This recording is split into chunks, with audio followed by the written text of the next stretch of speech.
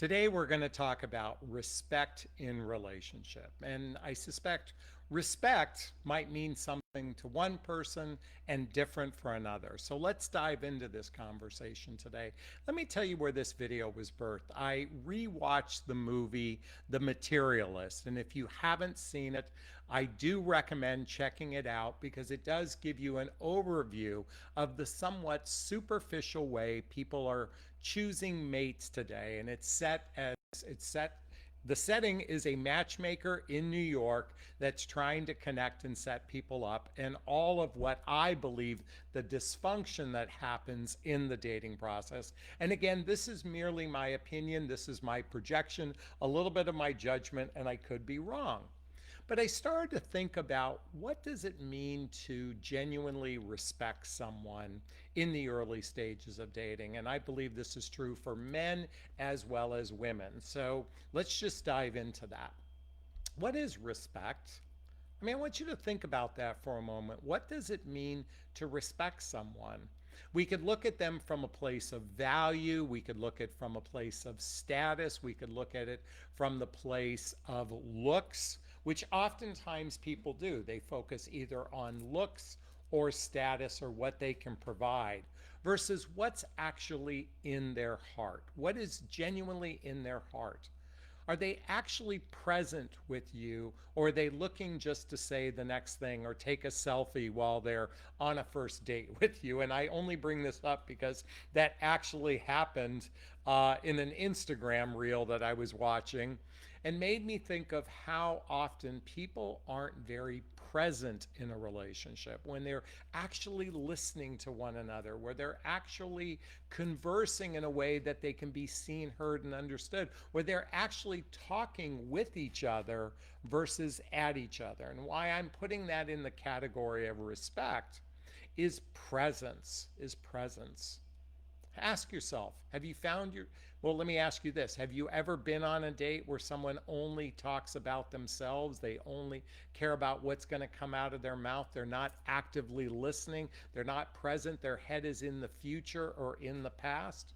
I've certainly witnessed this as a man in the dating marketplace. I've witnessed women that are so much in their head that they're not actually present to the experience. But beyond presence, what else is really a function of respect? Well, in my opinion, and these are in no particular order when I talk about it from this heart centered vantage point, but a level of compassion. See, for those of us in midlife, many of us have had multiple relationships. We've had experiences where people in our lives are no longer with us. And actually having a bit of compassion for a person's experience is to me a demonstration of respect. When we can actually, please forgive me, I have to clean my glasses, they're a little bit dirty. Please forgive me, but when we're not actively listening from a place of compassion, and when I add compassion, I want to add that level of empathy. Are you present? Are you compassionate? Are you empathetic? In this exchange that you have with another person, are you speaking from your heart?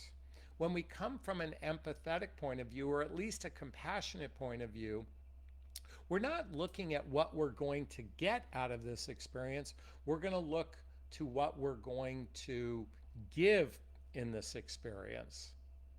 See, today's dating is so hyper focused on attraction, entertainment, romance, and physical connection. It's often based on what can I get from this other person instead of what can I give. I think when you're operating from a place of compassion, a place of empathy, a place of presence, it's also about what can I give in this experience instead of what I can get. Like the movie was all about what a person can get, not from a place of what can I give. And I believe when we operate from a place of what can I give in this experience instead of what can I get, we naturally begin to respect this other person that we're communicating with.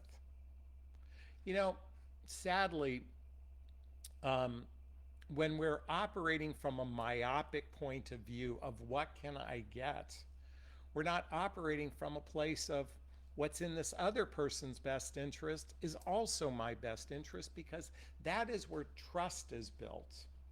Where is the where is I want you to think about it. Where is trust built?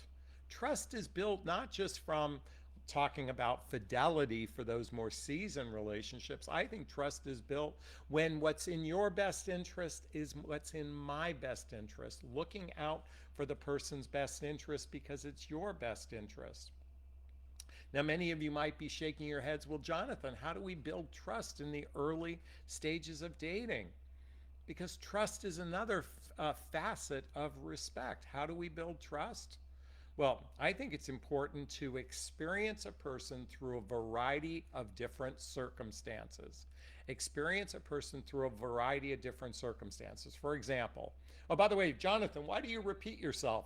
I repeat myself only to demonstrate, to reinforce what I'm about to say. So, how do we see a variety of different circumstances?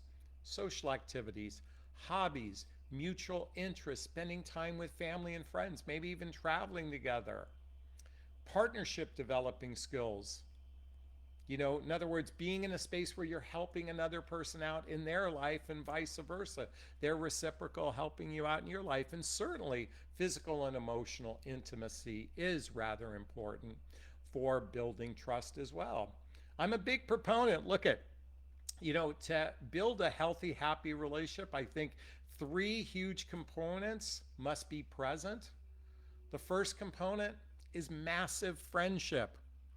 Think about the word massive friendship. Beyond just the surface level friendship, I'm talking about massive friendship where you really can't wait to speak to this person, where you feel like, oh my God, they're the person I want to talk to about what's going on in my life. When you have that level of being able to share from your heart, from that present, compassionate, empathetic, giving place of building trust. As you start to do this, not only are you building the blocks to love, but you're in a state of respect for this person. And when we can operate from this place, when we're building these blocks together, but I know it's radically difficult for many of you. We are so hyper-focused on that attraction piece as the building block that we negate and oftentimes miss the clues that will demonstrate respect for another person. I watched a video earlier about whether or not we should take it slow in the dating process. I kind of have an opposite point of view. I think we should go as fast as possible. Now, let me explain what I mean by this, okay? I think we should do as much uncovering of the other person as quickly as possible. Now, many of you have watched my videos, know I talk about not only should we be interviewing a person during the dating process, but we should be interrogating them. Now, with a little tongue in cheek, when I say interrogation, what is the concept of interrogating? It's about getting to the truth. It's about asking probing questions. It's about being radically honest with another person. And sadly, many humans do a very poor job of actually getting to know another human being. And so learning these skills, learning radical honesty, pre-qualifying the person, asking deeper probing questions early on just to see if you're on the same page, and have a laundry list of pertinent questions to determine compatibility. But Jonathan, I'm told that I should just have fun in the dating process. Look, I'm all for having fun. But you can have fun in a way that actually helps you uncover another person instead of rolling the dice from a naive point of view. Did you see what I just did? Rolling the dice from a naive point of view. See, if you've been watching my channel, if you've been watching my content, if you're part of my group, Midlife Love Mastery, I'm all for operating from a conscious point of view, from an intentional point of view in the dating marketplace instead of the cavalier way people are approaching relationships. See, sadly, these days, and if you're a woman watching this, I know you're going to relate to this, but men are oftentimes driven by that biological point of view and not from a sincere point of view. This is why, and by the way, if you're a guy watching this, you know this. When you're on a first date, you know what's the number one topic on your mind? physical intimacy. But if you're a grown-up man, if you're an emotionally grown-up man, you're actually looking at dating from a vantage point of a long-term mating strategy instead of a short-term mating strategy. See, short-term mating strategy leads to hookups. It leads to a lot of friends with benefits in many cases. It leads to situationships, which means two people are engaged with one another but have no real plan of where this is going. It leads to casual relationships, and many casual relationships might have the agreement of monogamy, might even have the agreement of exclusivity, but no real plan on where this relationship is going. My whole coaching program, my whole philosophy is based on life partnership based relationships. So how are you going to get there? Listen, I'm a big proponent. Remember I talked about interrogation. And again, I say a little tongue in cheek, okay? But it starts by being open about your past. Folks, for many of us in our 40s, 50s, even 60s, we have a life that's happened well before we meeting this person. And that life gives us so much insight into this person as to who they are today. So I think it's imperative to have dialogue about how did you get to where you're at today. That means talking about your past relationships from a heart-centered place. One of the clues to pick up on those emotionally unavailable people is when they throw their previous relationships under the bus, when they have victim mentality, when they are pointing the finger and they're not looking at the three fingers pointing back at them. If they don't take ownership in their past relationships, this could be a huge sign this person may not be ready for a significant relationship, particularly those that continually bombard us with, I was with a narcissist, I was with a toxic person, I was with an alcoholic. And while that might be true, see, an emotionally grown up person says, I was with a person that was misaligned with me, and we chose to move on from one another. Talking about the past will give you clues as to where this person is in the present. And the person in the present, if they're not genuinely making effort to talk about where they're at in their life today, and talking particularly about their desires in the moment, well, outside of the physical desires, this could also be a clue that a person isn't ready. But most importantly, once you begin dating someone, you should talk about how you envision a long-term relationship. What does it look like for you? In fact, everyone, write this down. Ask the question, what does a relationship look like for you? What does commitment look like for you? I invite you all to ask those questions. I want you to visualize it from the vantage point is, how do you want Monday, Tuesday, Wednesday, Thursday, Friday, Saturday, and Sunday? January, February, March, April, May, June, July, August, September, October, November, December. How do you want a relationship to look like for you? From the activities that you do together, to the hobbies that you share with one another, to integrating family and friends.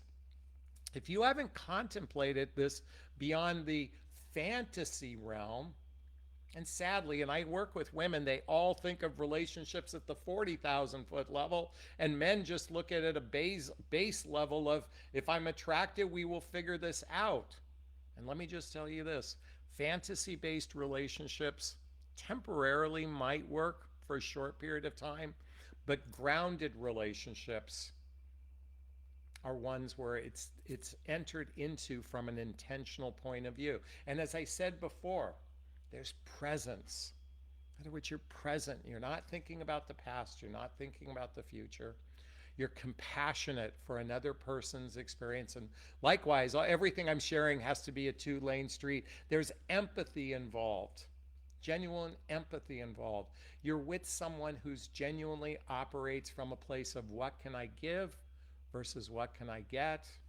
And lastly, you build the deep roots of trust through those social activities, hobbies, mutual interests, spending time with family and friends. This is just a brief overview of what I believe are the building blocks to not only a juicy, delicious, healthy, happy relationship, but I'm giving you insight into the way I view respect outside of the attraction, the status, and your capacity to generate resources, to look beyond the surface level of success or attraction and really focused on the heart-centered level of what it means to be in a significant relationship. Is this sinking in with you? Is this resonating with you? If it is, I'd love to hear what you have to say. Post a comment below. I do my best to read these all in the first 24 hours. As always, if you find value in my videos, please hit that like button. Please share this video. Please subscribe to my channel. Hit that notification bell so you can be notified of new videos. Hey, and if you want to connect with me directly, schedule a discovery call with me to see if working with a coach is right for you. Do me a favor, join my group called Midlife Love Mastery, where you can have direct access to me on a regular basis.